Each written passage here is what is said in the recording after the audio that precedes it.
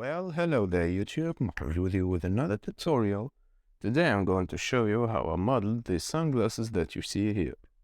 First of all, you may notice that I have a head sculpt right here. No, I did not model this, I downloaded it. I'm just going to use it as a reference and because it's properly scaled. Also, if you want to know what keys I'm using, there is this add-on right here. Without further ado, let's get started. So, I'm just going to add in an image reference. It's just a silhouette of the rough shape I want to make. Make sure it's properly scaled and that we can actually see it. So once we got the the sunglasses scaled right, I'm gonna add in plane and rotate it 90 degrees. We can scale it. If you want to move it, we need to move it on the edit mode so the origin point stays the same. Before we continue our modeling, make sure that we have a mirror modifier with clipping turned on. So now we can insert the face, delete the face, and then make a rough shape out of the mesh.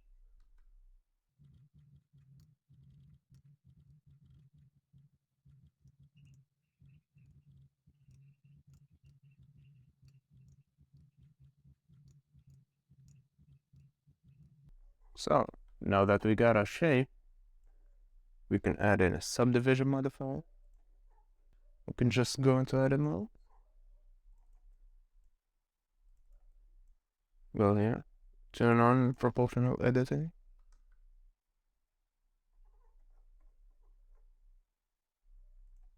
Just bend it manually. I mean, it works just fine. Add in a solidify modifier before the subdivision. And here we got a good shape. Make sure that this final shape fits on the rough silhouette that we got here. Again, no need to be extra precise with it.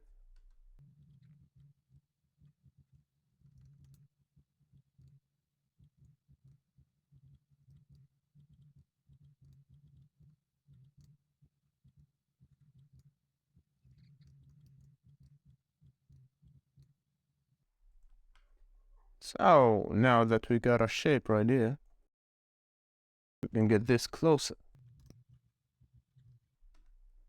And we can give this a little bit of rotation. Just like that. So it simulates the actual glasses. That looks good enough.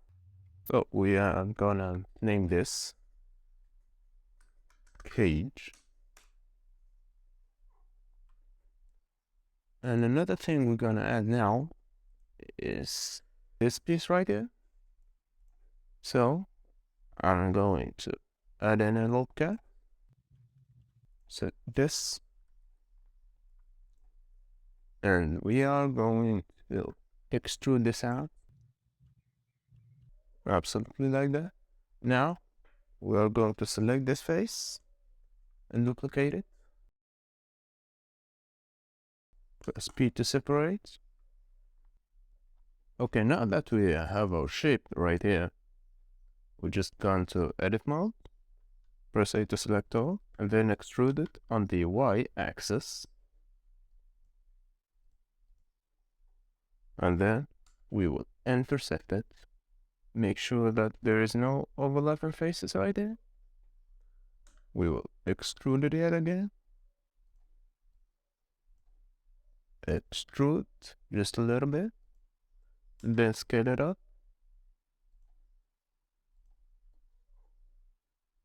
We can see we have this weird shape right here. Don't worry, we'll take care of that. So now we are going to go right there from the side here. And I am going to press Ctrl right click,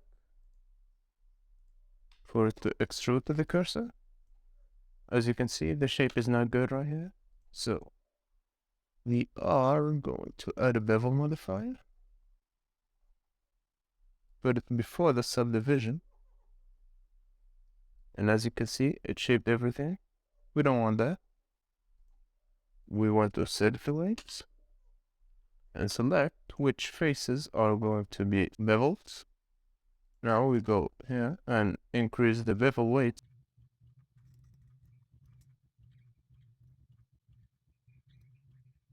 Of course, if we want to control it even more, we can add this to make it sharp.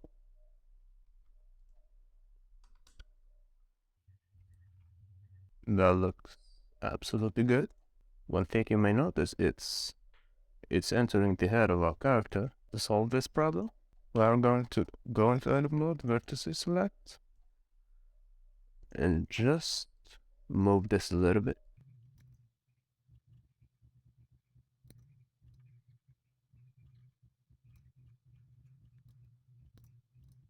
Also, we can make this part a little smaller, just like that. If we want to control the shape right here either, we will do the same thing, bevel before the subdivision, set it to 8. We have a rough shade that just like we want it. Of course, we can make slight modifications. And now we have a pretty good looking shape. So now, after we've done that, we are going to save, and then we will apply the solidify modifier. Delete this face, we don't need it. And then, also we can hide this so it doesn't get in the way. So, what we can do now is go ahead select this loop cut, and increase the bevel weight from the two sides. So as you can see, we have this rough shape right here. Hold on, this looks something. Yeah, that's better. So after we've done that and we got the shape right here correctly, we are going to select the main cage and add a loop cut.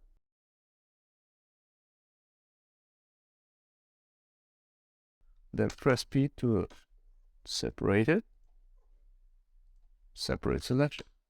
Then depending on the shape that you got, you can go here and grid fill, but it doesn't work here. So what I am going to do is go to edge, subdivide the edges, and then I will make sure that my shapes right here match correctly with the cage that I have. Easily avoidable if you have a good mesh already established, but I don't.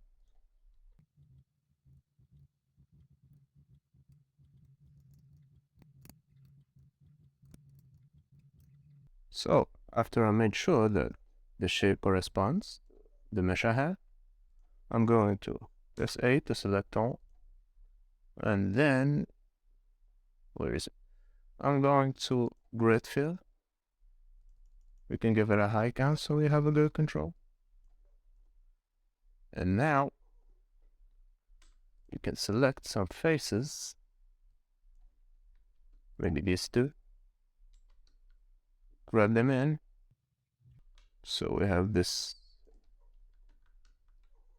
good looking shape. Might add another look at. Of course, this is optional. I kind of don't like it on this one, so I'm gonna leave it just like it is. Now we can add a solidify modifier. Set the offset to 0, so it's in the middle. And I'm just going to make sure that it is a good shape, a good solidifying. So that's it for the lens. I'm just going to name them because we're gonna need that in a little bit. So another thing we can do, I'm just going to steal some geometry from here and separate it. Delete all of that. Now I'm going to add in a Q. Always make sure that I'm in edit mode if I want to move things. We can turn off the clipping right here. We don't need these to clip. I'm just going to model a simple hand. No, just nice detail. Really that simple.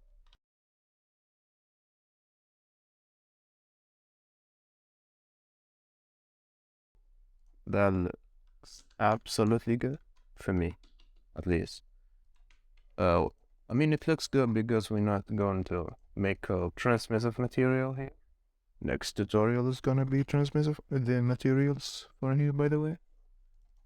So now that we got a good shape of the glasses, seems good to me. Maybe we can add a little, we can modify some things up here. We have some geometry that is collapsing on itself for some reason. So I'm just going to fix that.